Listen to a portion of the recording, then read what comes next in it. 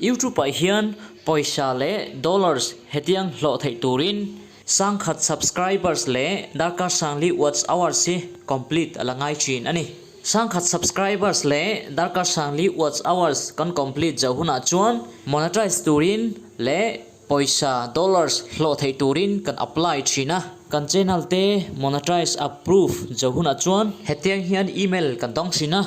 Congratulations, you have been approved to join the YouTube Partner Program. Heta hian channel chu monetize azau to a ma se videos te hi monetize lo thin ani videos te hi monetize kan on vek lo chuan YouTube atang hian poisa le dollars kan hlo thei don lo ani chuwang chuan channel monetize jahuna chuan videos te monetize on turin Chrome browser a bok kan kal le dona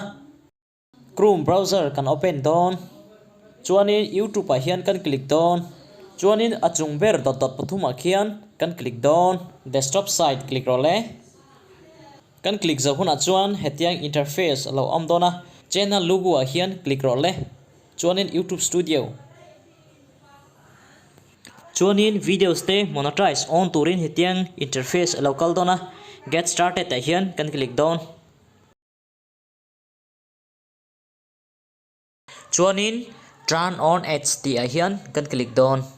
hey imu em turn on ads ti a hian kan click don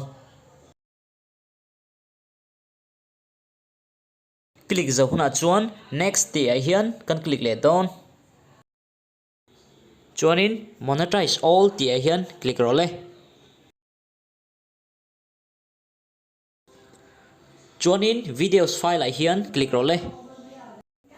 hey heta hian updating videos ti amo videos jong te hi mo nangma channel la videos jong te hi automatically monetize on vek don tu na hian hey tu na chuan videos jong monetize on vek to ani o hey dollar logo amha khian on om vek to hamo imuem hetiang hian channel monetize jahuna videos jong te monetize I on thei ani he videos a hian hriat thiam lo na om chuan comment a hian min jot thin ula kalau reply don